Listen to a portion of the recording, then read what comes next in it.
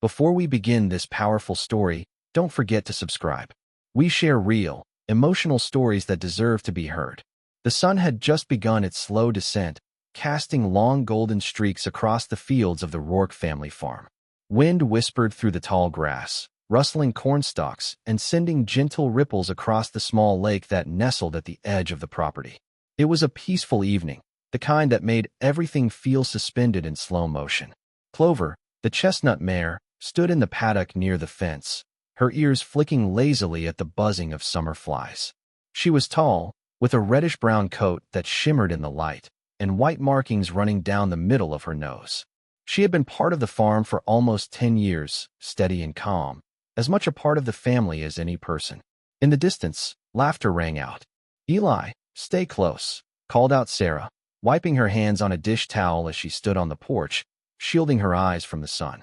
Her 2-year-old son, Eli, giggled as he toddled past the chicken coop, chasing after a butterfly with the wobble of someone who had only recently mastered walking. His shock of white blonde hair glowed like a halo in the sunlight. Sarah smiled, just for a moment, and then turned back into the house to check the oven. Eli kept going. He was headed toward the small wooden dock that jutted into the lake, a simple fishing platform that had been there for years. It was old, but sturdy, though it had no railing. At the end of it, fishermen would sit and cast lines into the placid water, watching dragonflies skim the surface. No one saw him leave the yard. Not the farmhands who were finishing up their work in the barn. Not Sarah, who was now bent over a tray of cornbread. And not James, Eli's father, who was fixing a broken hinge on the tool shed. But Clover noticed. Her ears perked. She raised her head and stared toward the dock, her body stiffening, nostrils flaring. Something wasn't right. The little boy had made it halfway down the dock now. His small boots clunked awkwardly on the wood, and he paused to stare at the water below. A dragonfly darted past his nose, and he squealed, clapping his hands. The boards beneath his feet shifted slightly, and in his excitement, he took one step too many. The sound of the splash was sharp, echoing across the water. It was not a loud fall, more of a heavy plop, but to Clover, it may as well have been a gunshot. She reacted instantly. With a whinny that pierced the calm, she leapt the low paddock fence and galloped across the open field. Her hooves thundered against the earth, her mane flying behind her like fire. From the house, Sarah dropped the tray with a crash. "James," she screamed. "The lake." She bolted down the steps barefoot, sprinting, heart pounding in her chest like it might explode. James was already running, a wrench still clutched in his hand. Eli hit the water hard. It wasn't deep, maybe thigh-high for an adult, but to a toddler, it was enough. His small body disappeared under the surface, his limbs flailing in confusion, eyes wide with panic. The murky water rushed into his mouth and nose. He didn't know how to stand. He didn't know which way was up. Then, through the water, the pounding of hooves. Clover plunged into the lake without hesitation, water splashing around her legs as she pushed forward. Her breath came in snorts, her chest rising and falling with urgency. The cool water lapped at her chest as she reached the boy, who was now floating just beneath the surface, face down. She dipped her head and nudged him with her nose. Nothing. A whinny, loud and shrill. Then another nudge, firmer this time. She brought her head underneath him, lifting with the top of her muzzle until his body rolled over. He gasped, sputtered, then coughed violently. The moment his face broke the surface, Clover didn't wait. She began to step backward, pulling him gently toward the shallows, holding him against her shoulder with every ounce of precision she possessed. When Sarah and James reached the shore, their legs gave out. James ran into the water, grabbing Eli from Clover's side, lifting his soaking, crying boy into his arms. "He's breathing," James choked out. Sarah dropped to her knees in the mud, sobbing. Clover stood still, water dripping from her sides, eyes wide but calm. She let out one soft breath, and then turned, slowly walking back toward the field, her job, for now, complete. That night, the Rourkes didn't sleep. Eli had no broken bones, just a bruise on his forehead and a cough. The doctor said he was lucky, but they all knew it wasn't luck. James went out to the barn later, a blanket over his shoulders, and found Clover standing quietly in her stall. He put his hand on her neck and whispered, "You saved him. You knew." Clover nickered softly, leaning her head into his chest. By morning, word had already spread through the town. It started with the paramedics. One of them, an older man named Glenn, had worked on farms his whole life. When he saw the muddy hoofprints leading down to the lake, then looping back toward the barn, he raised an eyebrow. When James told him what really happened, Glenn whistled low and said, "Damn horse deserves a medal." Then the fire chief heard. Then the nurse at the clinic. Then the woman who worked at the feed store. And by 9 a.m., Clover was local legend. But inside the farmhouse, no one cared about the gossip. Not yet. Sarah sat on the couch with Eli curled into her side, still in his pajamas, a soft blanket wrapped around him. He was quiet, but alert, playing with a toy truck in slow, distracted motions. She kept glancing down at him every few seconds, still not trusting that he was okay. Still seeing his small body disappearing beneath the water. She hadn't stopped crying since yesterday. Not entirely. James walked in holding 2 mugs of coffee. "He's okay," he said gently, handing one to her. She nodded, but her eyes stayed fixed on their son. "I keep thinking what would have happened if she hadn't been there." James sat down beside her. But she was. "Do you think she understood?" she whispered. "Really understood?" James paused. "I don't know what she understood, Sarah. But she ran. She leapt a fence. She pulled him from the lake. That's more than some people would have done." Sarah wiped her eyes. "We don't deserve her." Outside, Clover was back in her paddock, grazing like nothing had happened. The sky was overcast, and the breeze had picked up a little. Birds flitted through the trees, and chickens pecked the dirt near the barn. Everything had returned to normal, except it hadn't. Because Clover knew something had shifted. Not just in the humans around her, but in herself. When James approached with a curry brush in hand, she lifted her head. He didn't go through the usual motions. Instead, he rested his forehead gently against her cheek and just breathed. She didn't move away. "You saved my boy," he murmured. "I'll never forget that." He brushed her slowly, carefully, every stroke like a thank you.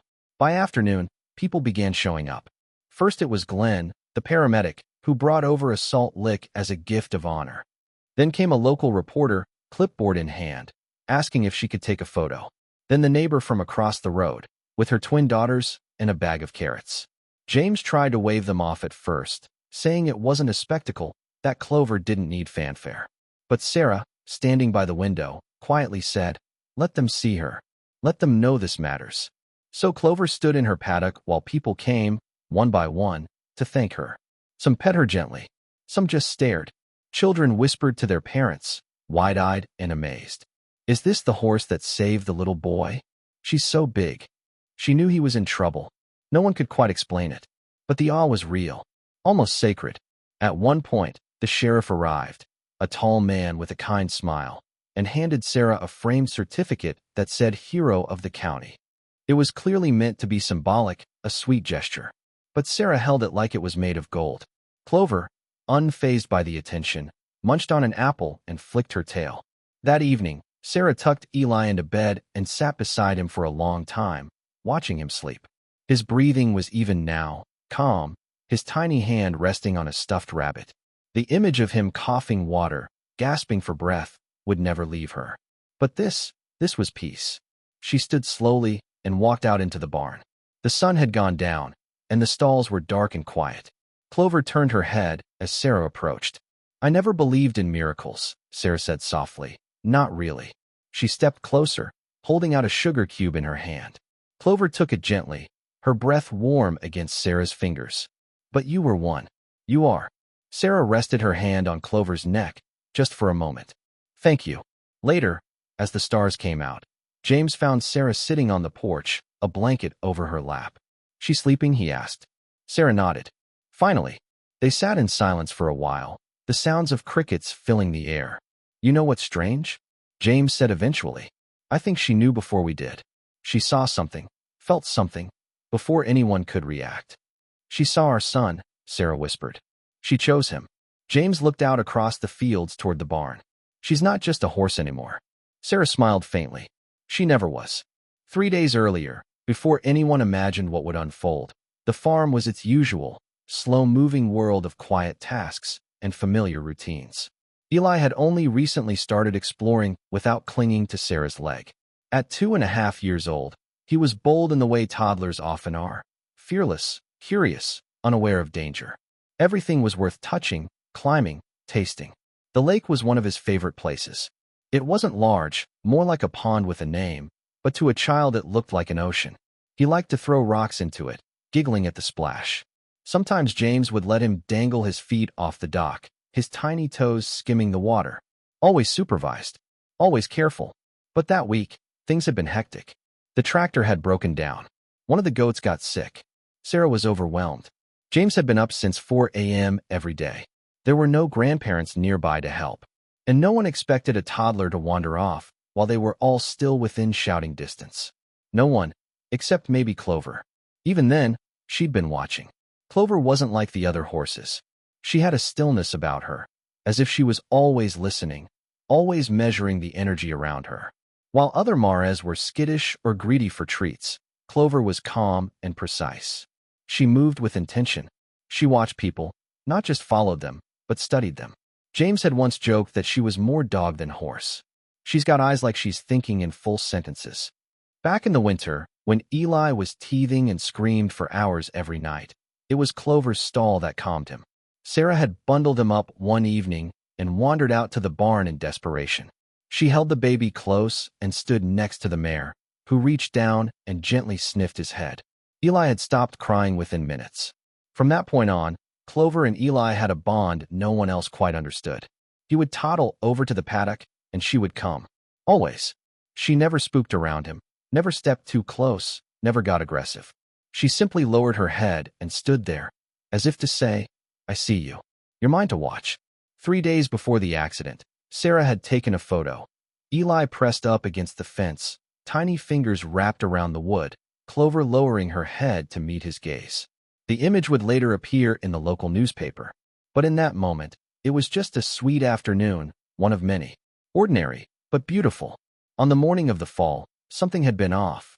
James had noticed Clover pacing along the fence line. Not running or panicking, just walking back and forth with a tension in her steps, like something was bothering her. Horses do that sometimes. Maybe she smelled a fox or heard something in the woods. He brushed it off. Now he wasn't so sure. "Do you think she knew something was going to happen?" he asked Sarah that night, sitting at the table, staring at the photo on her phone. Sarah nodded slowly. "I think she knew before we did. I think she felt it." James didn't answer. He just scrolled through the pictures. Clover and Eli in the paddock, Clover watching from the field, Clover standing alone, still as a statue. That night, in the barn, Clover shifted in her stall. She lay down, her legs tucked beneath her, breathing slow and deep. The world outside was quiet.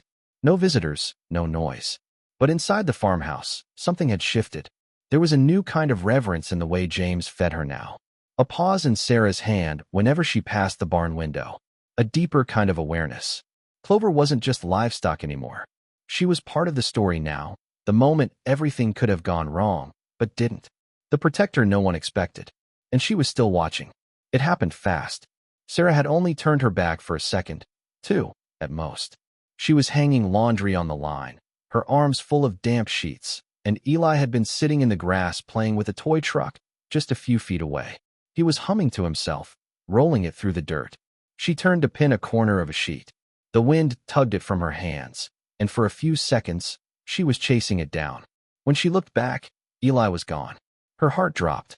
"Eli," she called, glancing around the yard. No answer. She ran to the barn. Not there. Not behind the water trough. Not by the goat pens. "Eli," she shouted louder now, panic rising. She ran to the house, calling James's name. He came out of the garage with oil-stained hands, eyes narrowing at her tone. "He's not here," she gasped. "I can't see him anywhere. He was just here." I looked away for a second, and then she saw it. Down the slope, past the fence, where the dock stretched out over the lake. A tiny figure, walking. It was Eli. James was already running. Sarah screamed his name. The boy paused on the dock, turned back toward the sound, then took one step too far. His little foot slipped on the wet wood, and he was gone. The splash was sickening. By the time James reached the lake, he dove in without hesitating. Sarah stumbled after him, barefoot, heart thudding against her ribs like a war drum. "Where is he?" she shrieked. James was thrashing in the water, reaching, diving. "I don't see him," he was right. Then came the galloping, thundering hooves behind them. Clover. She had leapt the fence. James heard the crack of wood snapping, the furious pounding as she charged toward the lake, mane flying like fire in the wind. Clover, no. Sarah yelled, not out of fear, but confusion. But the mare didn't hesitate. She plunged into the water. James froze. Clover swam like she'd done it 100 times, head high, legs cutting cleanly through the shallows. And then, she stopped, stood still, and dipped her head beneath the surface. For a second, nothing. Then she lifted it again, and hanging from her mouth, gently clutched by the collar of his overalls, was Eli. Sputtering, coughing, alive. Sarah screamed and fell to her knees. James rushed forward and pulled the boy from Clover's grip, cradling him in his arms. Eli vomited water and gasped, crying now, terrified but breathing. Clover turned and began to wade back, slowly, as if nothing unusual had happened. They called the ambulance. The rest was a blur. Paramedics, sirens, neighbors, questions, shaking hands and tear-streaked cheeks. Everyone trying to make sense of what they'd just seen. But none of them could explain how the horse had known, or why she did what she did. That night, Sarah sat in the dark, holding Eli close. She hadn't let go of him for hours. He was warm, safe, sleeping. Across the room, James stood by the window, staring toward the barn. She saved him, he said softly. Sarah nodded. I've never seen anything like that, he whispered. Never. She looked up. Do you think she'll be okay? She hit that fence hard. We'll have Doc Miller come check her in the morning, James replied. But she didn't even flinch. Just ran. Like she knew. Out in the paddock, Clover stood alone under the stars. Her flank was scratched from the splintered wood. A line of dried blood had crusted along her shoulder. But she stood tall, ears perked, head raised. Watching the house. Guarding. Still. By the time morning came, the shock had started to wear off. Sarah hadn't slept. She lay on the couch with Eli curled against her chest, his small hands still occasionally twitching as he dreamed, or remembered. His breathing was calm now, but her own heartbeat had not slowed since the moment she saw him disappear into that lake. James had been up at dawn. He went straight to the paddock, still not believing what he had witnessed. The broken fence was there, clear as day, a gap splintered wide from where Clover had charged through it. She was standing nearby, her reddish coat already brushed by the early sunlight, the scratch on her flank visible but dry. Hey, girl, he said softly, stepping closer. She turned her head, ears forward. Calm, watchful, as if waiting for the next move. He reached a hand to her neck and ran it down gently. She didn't flinch. Doc Miller's on his way. Just to be sure, he whispered. You saved our boy. You know that. Her large, warm eyes blinked. He stayed with her until the vet arrived. Dr. Miller was a no-nonsense man in his 60s who'd been treating farm animals longer than Sarah and James had been alive. He didn't go in for sentiment. But even he paused when he heard the full story. She jumped in, he asked, raising an eyebrow. Most horses panic around water, especially deep. She didn't hesitate, James replied. She knew exactly where to go, like she saw him fall. Miller crouched by Clover's leg, inspecting the wound. Not too bad. Surface level. No infection. Clean break at the fence, though she didn't just bump it. She hit it full on. Will she be okay? Oh yeah. Might be for a few days. But strong as hell. She's a good one. He stood up, dusted off his knees, and added, more to himself than anyone else, damn good horse. Later that morning, the sheriff stopped by. Not because anyone had called him. The EMTs had spread the story, and in a town like theirs, news like this moved fast. Sheriff Barnes was in his 50s, round-bellied, kind-eyed, and already halfway through his second cup of coffee when he knocked on their door. I heard you had a miracle yesterday, he said. Sarah, still in pajamas, hair tangled from worry and no sleep, offered him a tired smile. We had Clover yesterday. He sat down at the kitchen table. Mind if I take a look at the doc? James led him outside. They stood in silence for a moment, staring at the place where Eli had fallen. Lucky the water wasn't deeper, Barnes murmured. Lucky you were nearby. James nodded. But we weren't close enough. She was. He told him everything. How fast it happened, how Clover reacted, how she seemed to know. The sheriff didn't say much after that. He walked over to the fence, looked at the broken section, then back at the lake. Finally, he turned and said, That horse deserves a medal. James laughed, but it was a tired laugh. She deserves the world. That evening, James printed out the photo Sarah had taken a few days before, the one of Eli at the fence, Clover lowering her head toward him. He put it in a simple wooden frame and placed it on the mantel. "People are going to start talking," Sarah warned softly as she watched him. "They already are. I mean really talking. Local news. Maybe even more." James turned to her. "Let them. I don't care. She saved our son. If someone wants to hear about it, let them hear." Sarah hesitated. "What if people come here? What if they want to see her? Then we keep it small. No reporters. No chaos. Just truth." She nodded, but she was still uneasy. The next day, a letter arrived from a neighbor 3 farms over, handwritten, short. "I heard what Clover did. I believe animals know more than we do. That mare is something special. Don't let anyone try to take her. People are weird when it comes to stories like this." Sarah reread that sentence 3 times. Don't let anyone try to take her. She didn't like how that sounded. Not one bit. That night, while brushing Clover down before bed, Sarah looked into the horse's eyes and felt something shift again. A sense of loyalty so deep it almost frightened her. "You knew," she whispered. "Didn't you?" Clover stood still. "You knew he needed help." A breeze passed through the barn door, rattling the tack against the wall. Sarah leaned her forehead against Clover's shoulder. "Thank you." By the end of the week, the phone started ringing. At first, it was neighbors, people from town, friends of friends. They all wanted to hear the story firsthand. Each caller had their own version already. "I heard she jumped into the lake like a trained rescue dog." Or, "Someone told me Clover dragged the boy out by his sleeve with her teeth." Sarah tried to explain the truth, but it barely mattered. People heard what they wanted to hear. Then came the reporters. A man from the local paper called. Then a woman from the nearest city station. James declined the interviews politely. Sarah simply stopped answering unknown numbers. But it didn't stop the story from spreading. Online, a blurry photo taken by one of the EMTs of Clover standing wet and tall by the dock had gone viral. The caption read, "Hero horse saves toddler from drowning." In less than 48 hours, it had 500,000 views. The following weekend, a car pulled up their gravel driveway. It wasn't anyone they knew. A tall man stepped out, well-dressed, sunglasses, polished shoes, out of place for a farm. He introduced himself as Mason Hale, from an animal welfare organization. "We work to protect animals with extraordinary talents," he said, handing over a glossy card. "Clover's story is amazing. We'd love to feature her." Sarah and James exchanged a look. "We're not really interested in publicity," James said firmly. Mason smiled, too smoothly. "I understand.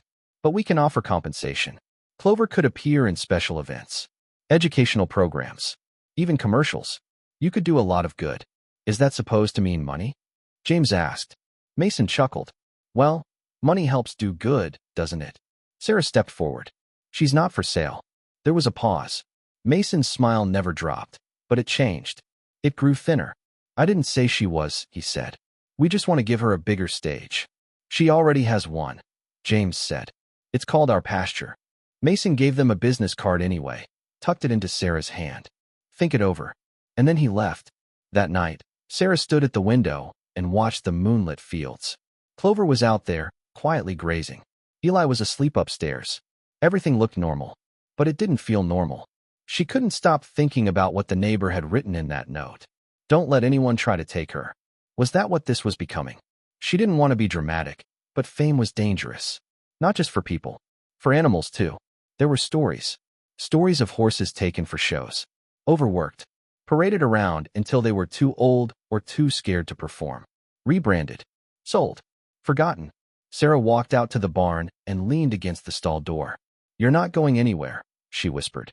Clover blinked slowly. In the following days, they started getting visits. Not scheduled. Not invited.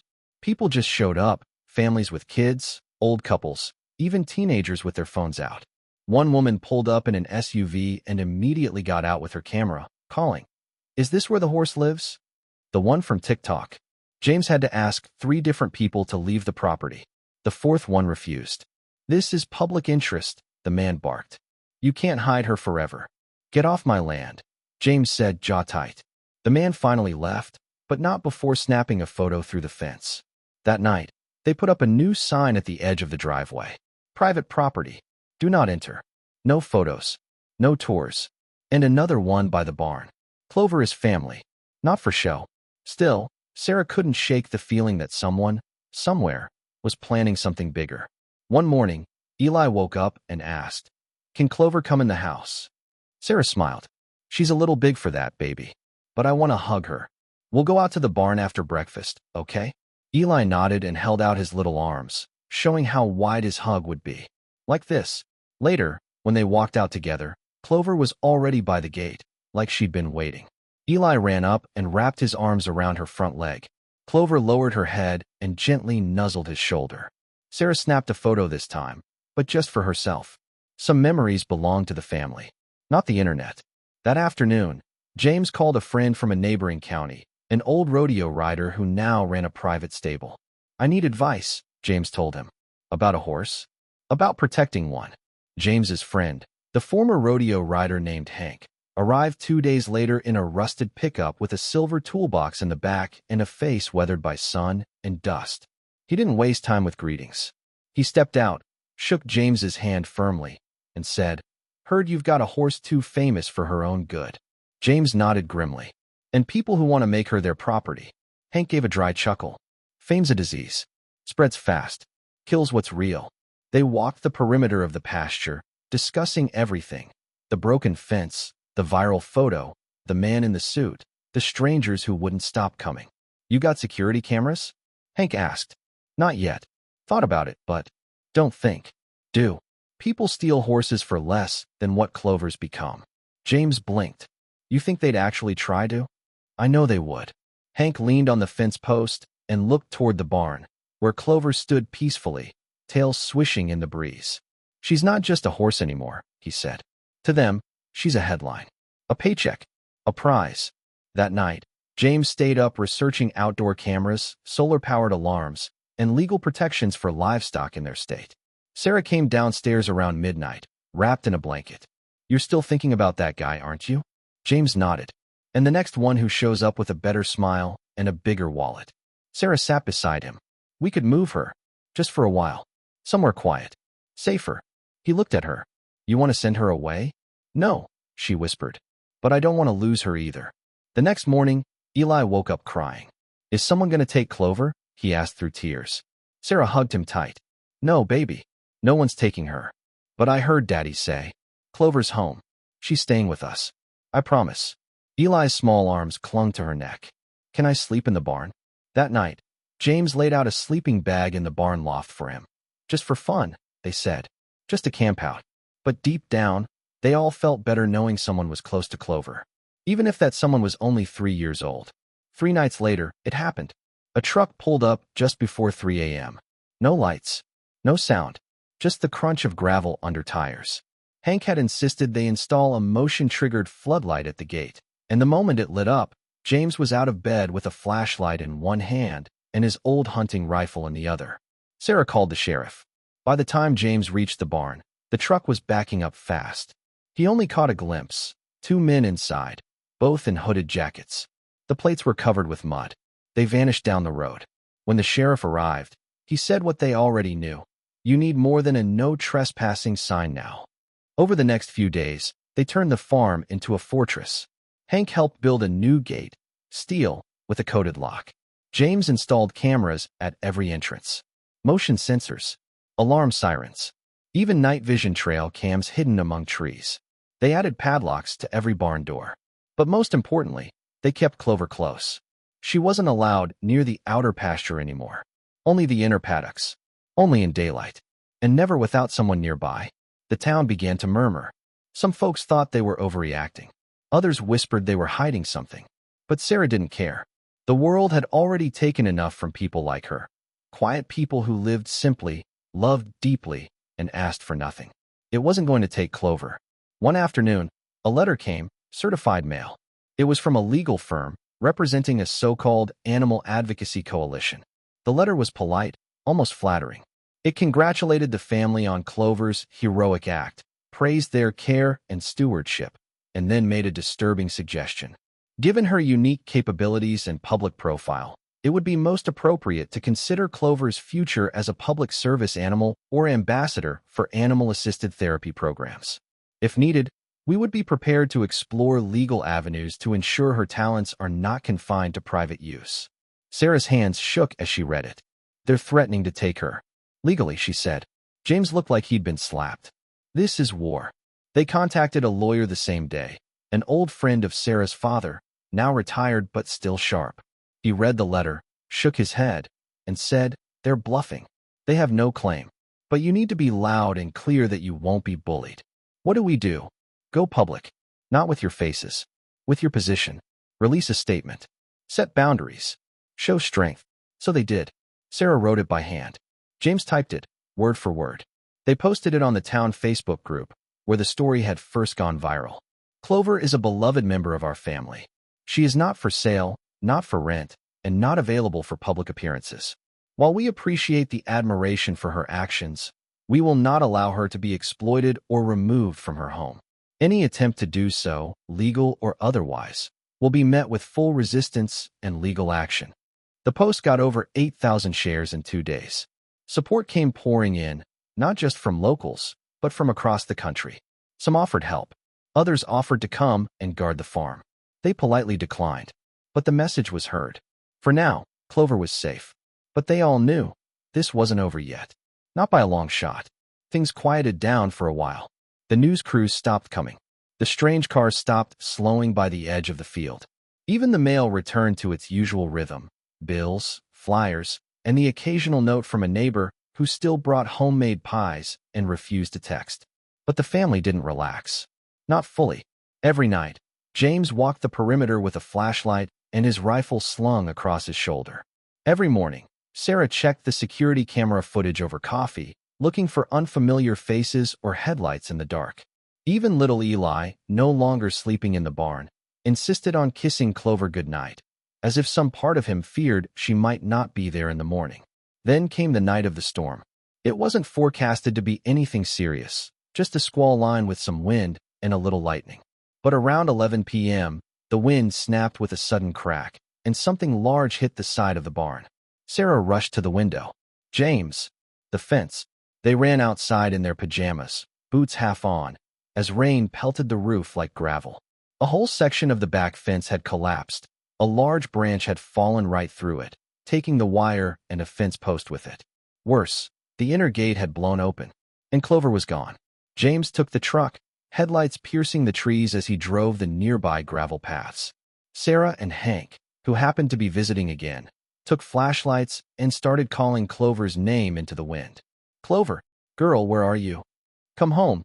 Girl, come on." Eli, upstairs with the babysitter, watched from his window, eyes wide, clutching his toy horse to his chest.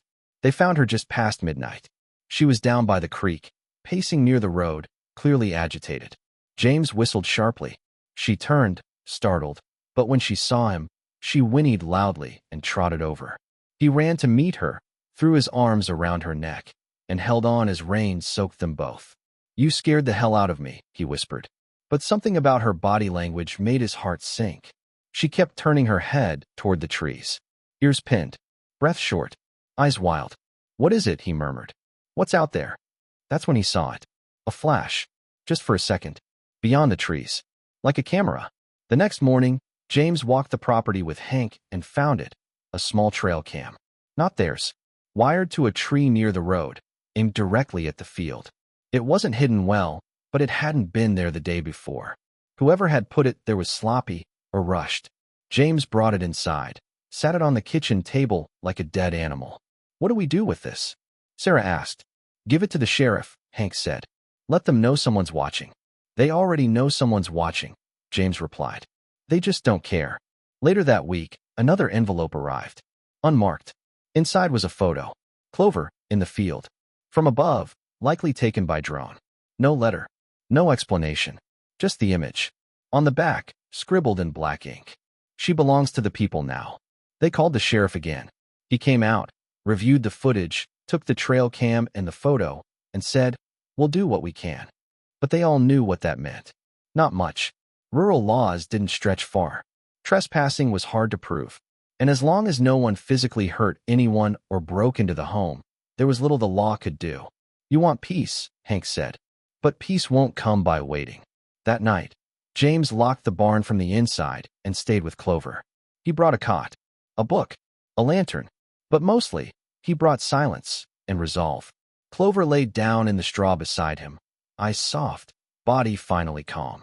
As he drifted to sleep, hand resting on her shoulder, James thought of a time when life had been simple, when a horse was just a horse, and love wasn't something people tried to steal.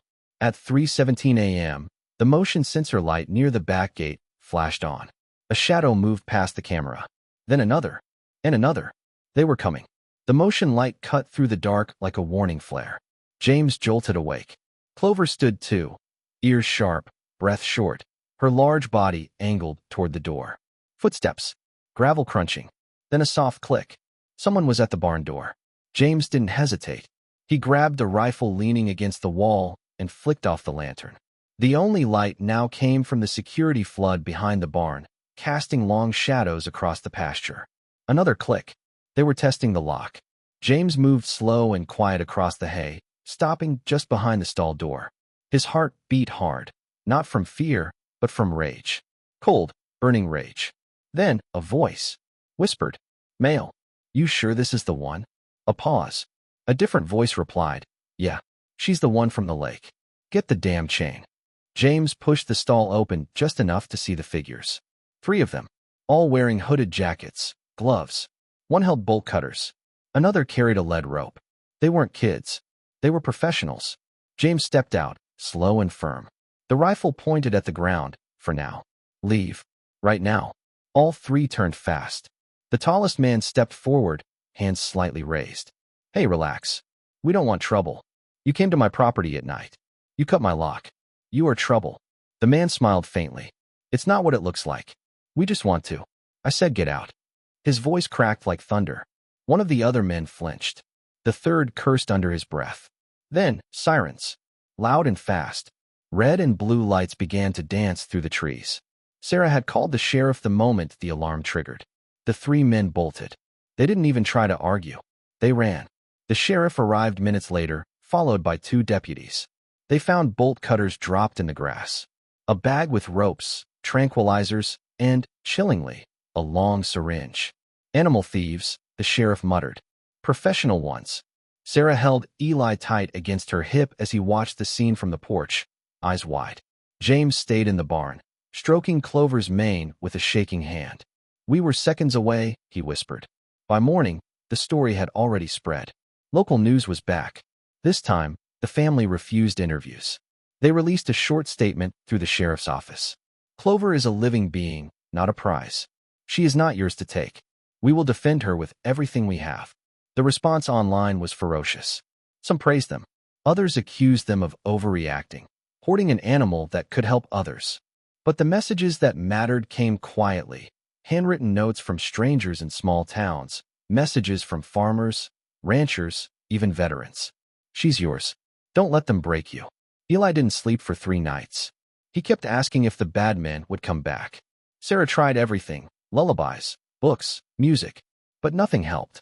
Until one night, Clover herself seemed to sense his fear. She leaned her head over the barn gate while Eli stood beside her with his blanket and gently nudged his chest. He smiled for the first time in days. "I'm not scared anymore," he whispered. "Clover's here." A week later, the sheriff came by with news. The men who tried to steal Clover had been caught crossing state lines with another stolen horse. Their truck matched the description from the earlier attempt. Their phones had GPS records placing them near the farm multiple times. They wouldn't be coming back. But something in James still stayed on edge. Because it was never just about them. It was about what the world saw in Clover and what it was willing to do to claim her. James sat alone in the barn that night. The stars were out. The cicadas buzzed. And Clover rested peacefully in her stall. He thought about selling the farm, taking the family somewhere far, quiet, anonymous. But then he looked at the horse lying in the straw, the same one who had seen a drowning child and moved without hesitation. She didn't run. She acted. And so would he. He stood, grabbed a bucket of warm oats, and walked into the stall. "Come on, girl," he whispered. "You're not going anywhere. Neither are we."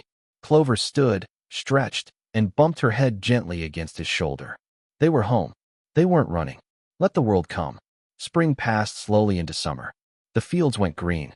The sky stayed bright longer each evening. And Clover healed. Not in body. She had never been physically harmed. But something in her had grown quieter after the break-in, after the flashing lights, after the strangers in the night. She still walked the pasture. She still trotted up when she saw James or Sarah near the fence. But she didn't gallop anymore. She stood watch, as if she knew now what the world could be like when no one was looking. Eli, on the other hand, came back to life like a little storm. He talked more, laughed louder, begged to sleep in the barn again. He wasn't allowed, but he tried every week. His drawings, once just scribbles of trees and suns, became scenes. Him and Clover by the water, Clover pulling a cart of pumpkins, Clover wearing a cowboy hat. Every time he showed them, he said the same thing. Clover's my best friend. That summer, James built a new fence. Stronger, taller, with reinforced posts and new locks. He didn't tell anyone, but he also installed buried sensors along the back tree line. If someone crossed into the property again, they'd know. But no one came. Not anymore. One afternoon in July, a dusty white van pulled into the driveway. James was instantly on edge, but when the door opened, an elderly woman stepped out, holding a canvas bag and wearing a hat far too big for her small frame. "Are you the man with the horse?" she asked. James nodded, cautious. "Depends who's asking." "I'm nobody," she smiled. "But I brought you something." From her bag, she pulled out a painting. Clover, standing knee-deep in water, sunlight on her mane, a child in her shadow. James blinked. "I saw the photo," the woman said. "The one that went viral. I'm a painter. Used to do rodeo scenes. Haven't touched a brush in years. But this one asked to be painted." James looked at the brush strokes, the colors, the way she'd captured the strength and stillness of Clover. He felt his throat tighten. "Thank you," he whispered. "No need," the woman said, tipping her hat. "That horse saved a child. That's the kind of story we don't tell enough." They hung the painting in the kitchen. Not for the press. Not for the world. For them. Months passed. Clover became somewhat of a local legend. Kids on school trips asked about her. A feed store offered her free hay for life, though James politely declined. And people, real people, not the strange online voices, began to treat the family not as a symbol, but simply as neighbors again. Time, as it always does, moved forward. One October morning, James woke before sunrise and walked to the barn. He didn't know why, just couldn't sleep. He found Clover already awake, standing by the gate, looking at the trees. The wind was soft. Leaves danced through the pasture. The world was quiet. He leaned on the gate beside her. She looked at him, then turned back to the woods. And for the first time in months, she let out a deep, full breath, not anxious, not nervous, peaceful, like she had let something go. He stayed with her until the sun came up. They didn't move. Didn't need to. That day, Sarah and James talked. Long and real. For a while, they had considered selling. Leaving. But they'd changed their minds. "Why should we leave the place where she saved our son?" Sarah said. James nodded. "Clover stayed. So will we." On Eli's third birthday, they threw a small party on the farm. Just a few neighbors. A cake. Balloons that got tangled in the oak tree. Clover stood by the fence as the kids played tag, her eyes following Eli wherever he went. At one point, the boy ran up, held out a single flower, a messy dandelion, and whispered, "For you, girl." She sniffed it gently, then nudged his hair, like she was saying thank you. That night, as the sun went down and the last guests waved goodbye, Eli leaned against James's leg and whispered, "Can Clover stay forever?" James smiled, looked out at the red horse in the pasture, and said, "She already has."